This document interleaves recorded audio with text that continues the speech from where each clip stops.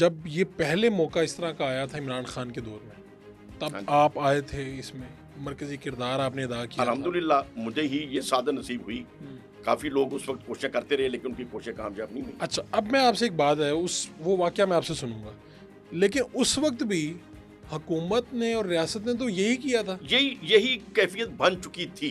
Police और कारकुनान आपस में एक दूसरे को मार रहे थे, दोनों तरफ शहीद हो रहे थे, जख्मी हो रहे थे। अभी इब्तदा थी, अभी ये कुछ हो जाना था। ठीक है, अभी इब्तदा थी। अल्हम्दुलिल्लाह हमें मौका मिल गया। हामिद रज़ा साहब भी अपने तौर पे एक्टिव थे, मैं अपने तौर पे एक्टिव हुआ। मौलाना ग़ियासुद्दीन साहब हमारे एमपी हैं, वो उनको मैंने साथ पकड़ा। हमने पहले जो स्पेशल एजेंसीज हैं उनको समझाने की कोशिश की। जब उन्हें हमारी लॉजिक समझ आ गई, हाँ। तो उन्होंने कहा फिर आप क्या हम जनरल साहब से मीटिंग। उस वक्त भी रियासत ने तो यही तय किया हुआ था कि भाई इनसे लड़ेंगे, कुचल देंगे। ये आए दिन चौक बंद कर देते हैं, ये क्या लोग हैं यार। देखिए अंदाजे सियासत तो इनका शुरू से गलत है। वो तो मैं इनको भी जलसों में कहता रहा हूँ कि आप कलमे हक कहते हैं पर आपका अंदाज गलत है। वो एक लंबी बहस है। अच्छा चलें, फिर क्या हुआ कि आपने समझाना शुरू किया, इदारों तक गए, आपने उन्हें कहा जी कि इनके साथ बातचीत करके इनको। मैंने ये समझाया जो अभी भी आप देखेंगे।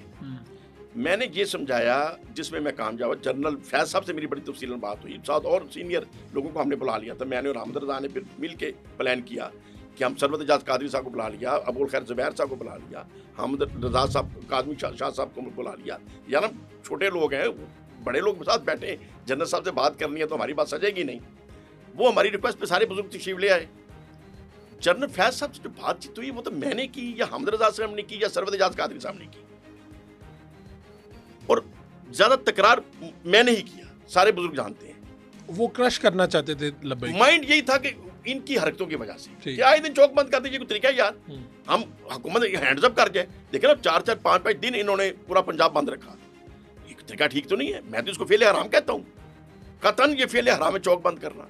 ये जो तरीके लबैक करती थी कतन हराम फेल करती थी, लेकिन बात वो ठीक करते थे। नबी पाकीश की बात, कलमा शहादत और ला इलाहा इल्लल्लाह और मोहम्मद रसूलुल्लाह के गुलाम, लेकिन तरीकाकार गलत था। लेकिन मुझे था कि इसका मतलब ये नहीं है कि इनके ऊपर तशद्दुद किया जाए, दलील से बात करें उनके साथ। अच्छा, अब वो जनरल फैज साहब से जब बात हुई तो मैंने उनको समझाया। मैंने कहा सर, जब मजहबी जज्बात भड़क उठते हैं ना, वो मुसलमान हो, क्रिश्चियन हो, हिंदू हो, सिख हो, आप उसको तोप से बंद नहीं कर सकते। 10 मारेंगे घर से 100 निकलेगा, 100 को मारेंगे 1000 और निकल आएगा।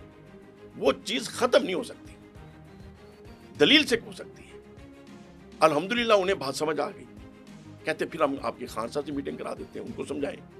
फिर खान साहब से मीटिंग हुई। खान साहब को भी तरला मिन्नत करके समझाना पड़ा, बड़ी मुश्किल समझाना पड़ा। फिर वो मान गए और फिर आफ्टर ऑल चीजें तय हुई। और एक चीज के ऊपर हमारा इख्तलाफ हुआ। वो कहते थे कि जी पहले ये धरना उठाएं, मैं कहता था नहीं, पहले अफसाद रिजवी को रिहा करें। ठीक। और ये किस लेवल पे बात हो रही थी, यानी उस तरफ वजीर या जो खान साहब से तो बेसिक तय हो गया ना। खान साहब से डायरेक्ट इस हवाले से बात तय हुई। खान साहब उस वक्त क्या कहते थे? नहीं, शुरू में तो उनका वही था कि देखें ये आए दिन कर देते हैं, फिर हुकूमत ऐसे इनके साथ ऐसे निपटा जाएगा। हाँ, ये बंदे थोड़ी हैं, इनको तो कानून की समझ ही नहीं है।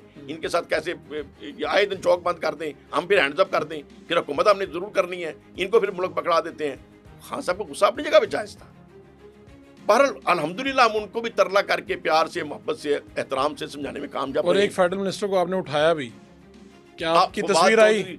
फवाद चौधरी साहब थे, वो चूंकि हार्ड गुफ्तगू करते थे इनके खिलाफ, और दूसरे मौलाना साहब थे, वो भी हार्ड गुफ्तगू करते थे। तो मुझे था कि अगर इस मीटिंग के अंदर उनकी तस्वीरें आएंगी तो लब्बैक ये नहीं मानेंगे, तो वो थोड़ा सा कहेंगे यार ये मीटिंग जो है हमें वारे नहीं खाती। तो हामिद रज़ा साहब से मेरा मशवरा हुआ। वो कहते हैं, हम फिर हमने खान साहब को रिक्वेस्ट की कि सर ऐसे करें। उन्होंने कहा नहीं ठीक है, इनको हम कहते दूसरे कमरे में बैठे। तो वो बहरहाल खान साहब ने वो बात अंडरस्टैंड कर ली। अच्छा, फिर तय क्या हुआ कि भाई अब वो पहले उनकी रिहाई होगी, उसके बाद ये हम ये कहते थे कि पहले 2 मुतालबे थे ना। एक तो ये उनके ऊपर जो पाबंदी लगाई गई वो खत्म करें, एक तो ये साद रिजवी को रिहा करें। अच्छा, अब हुकूमत यानी खान साहब ने तो डिसाइड कर दिया ना, फिर तरीकाकार तो हुकूमत ने, बाकी वजीर, मशीर और एजेंसी ने तय करना था। वो कहते थे ठीक है, फिर आप जाके इनको आप समझाएं कि खान साहब मान गए, हुकूमत आपके साथ है, आप धरना खत्म करें। इस बात में खान साहब नहीं थे। खान साहब से तो हो गई, फिर तो हम नीचे वाली जो प्राइवेट फिर होटलों में जहाँ ठहरे हुए थे वहीं फिर मिनिस्टर्स और सरकारी बंदे आ जाते थे चीज़ें फाइनल करने के लिए। हम कहते थे कि देखिए अगर हम उनको धरना उठवा देते हैं गारंटी हम देंगे ना, लेकिन मैं कहता था मुझे ट्रस्ट नहीं है, आप कम से कम 7 रिजवी को रिहा कर दें, जो पाबंदी बाद में उठा लेना, ठीक है, उसमें 4 दिन लगे 5 दिन लगे, वो लंबा काम है, चलो जैसे एक पाबंदी लगाई है उसकी डॉक्यूमेंटेशन करनी पड़ेगी, लेकिन 7 रिजवी को रिहा करना तो कोई मुश्किल नहीं है। वो कहते नहीं ये पहले धरना उठाएं।